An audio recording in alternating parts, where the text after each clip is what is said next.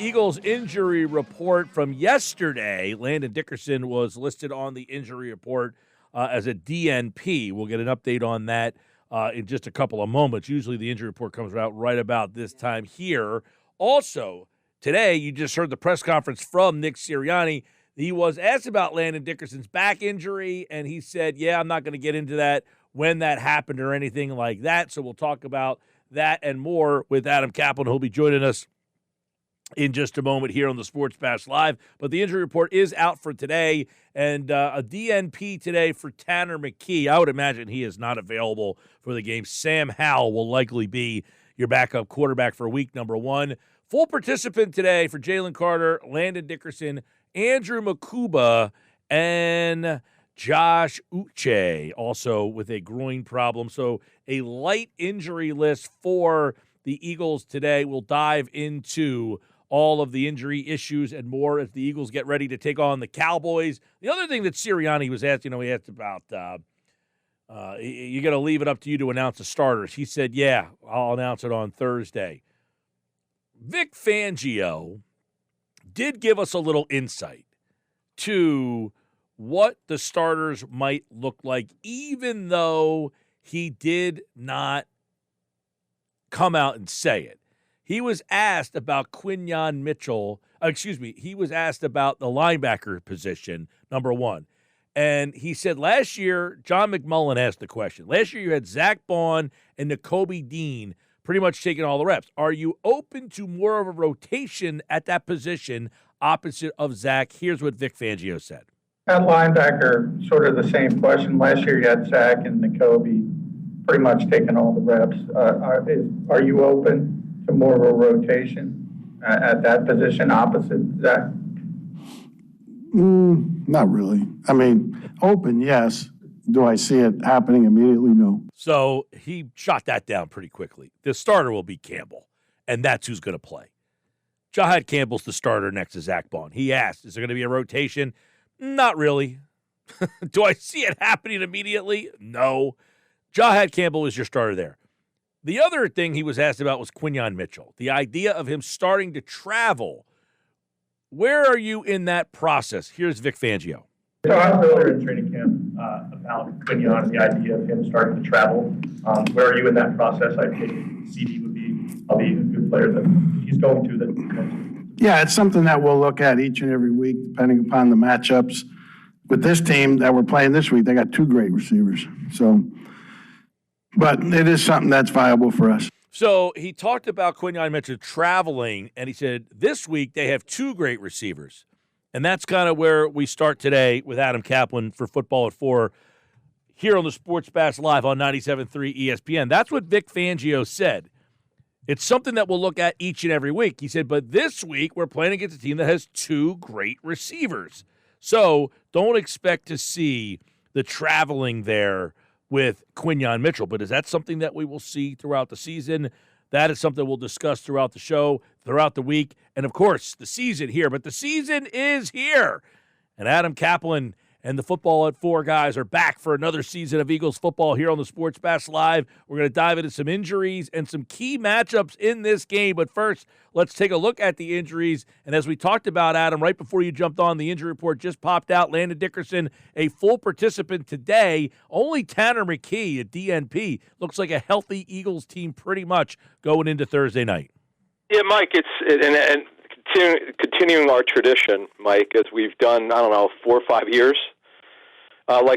We would get the Friday injury report literally right when we would start the segment. Well, we'll do that here Tuesday because, Mike, today's like a Friday practice in Eagleville. So, because they play 2 nights from now, and obviously for a Friday game and for Sunday, the injury report, the last one comes out on Friday. But what they're doing here, Mike, is just to explain how this works. Both teams practice Sunday, Monday, Tuesday, and then have the walkthrough Wednesday.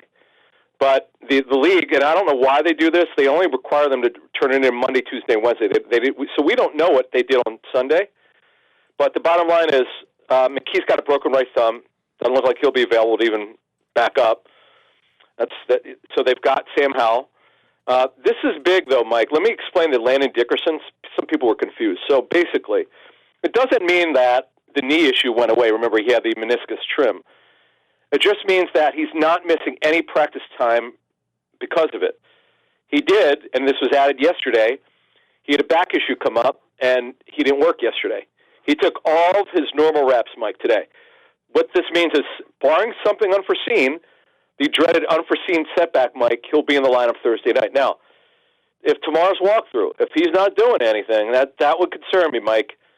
Cover this business 25, 26 years. When guys don't participate in the walkthrough, that concerns me. But right now, Dickerson should be in the lineup. Right. So McKee, a DNP, and it looks like Sam Howell would be the backup there, obviously. Yep. Jalen Carter, full participant. Landon Dickerson, full participant. Andrew Makuba, he would be the other guy that, I guess there was some questions on whether he goes Thursday night. Hamstring issue, but a full participant today.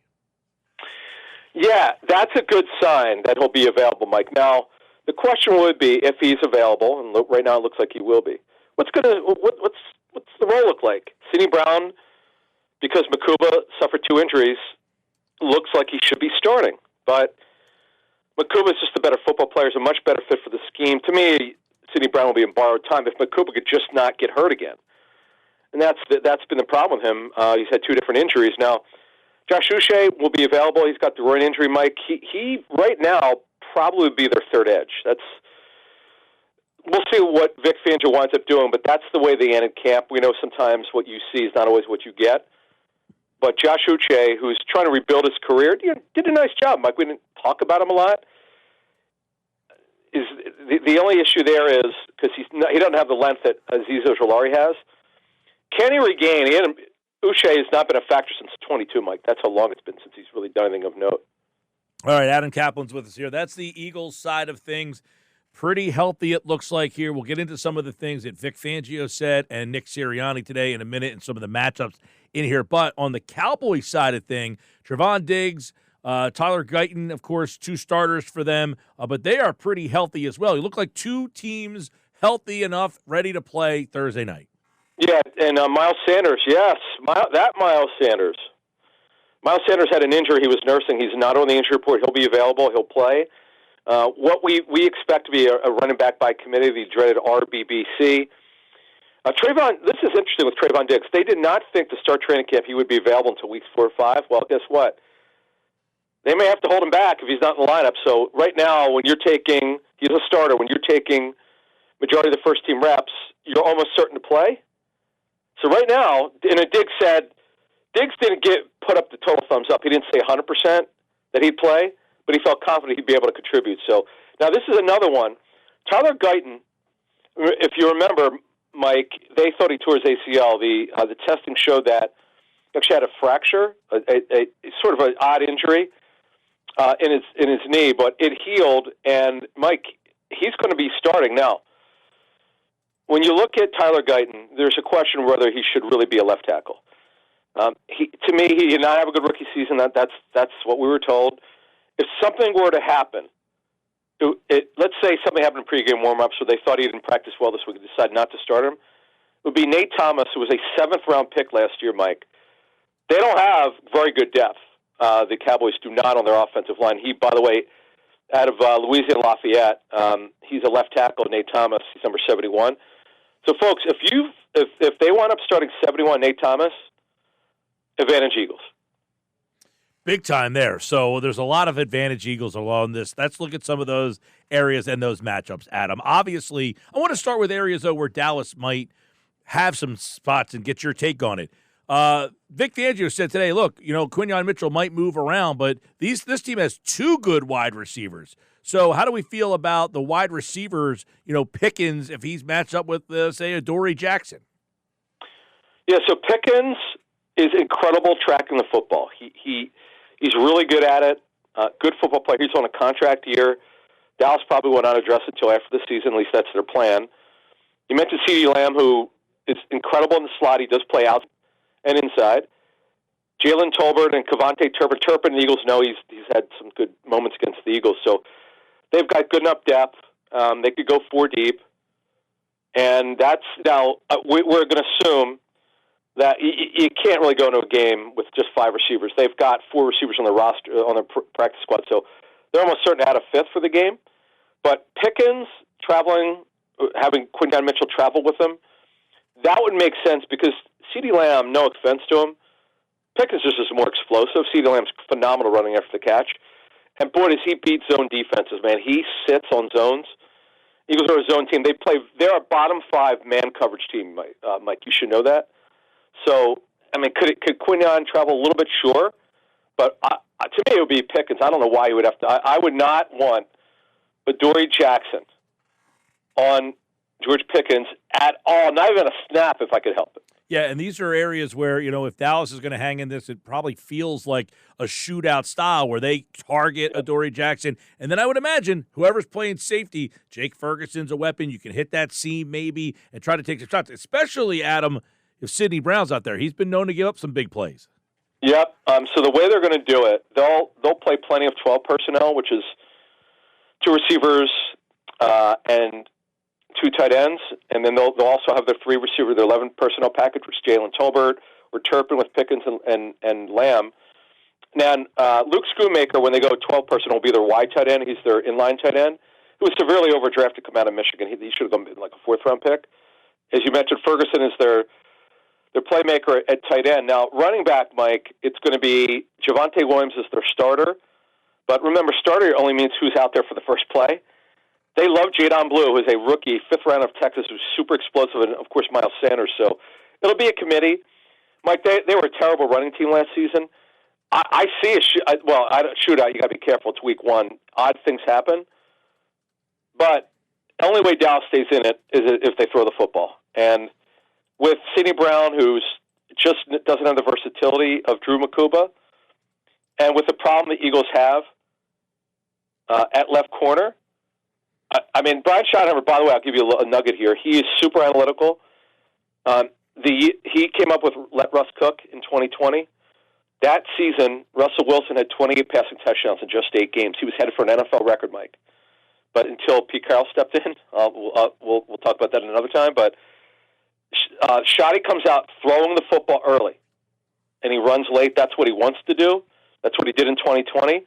So, Mike, on your point, I didn't know you were going to go there, but I'm going to just tell you right now, they're going to attack the Eagles secondary. That's going to happen very early. Yeah, I would imagine. Like, that's the one area where I'm saying I think Dallas might think that they have a shot, is if they can go after the safety spot and also that second corner spot. The one thing I'm also interested in to get your take, Guyton, Smith, Beebe, Booker, Steele, their offensive line, they had some issues on that offensive line. Did they do enough to kind of neutralize? The Eagles here, you got 2. You got Hunt, you got Smith, 2 guys we're looking to see if they emerge, and then obviously the interior, there's a handful. So that Dallas offensive line should be interesting to see if they've improved enough.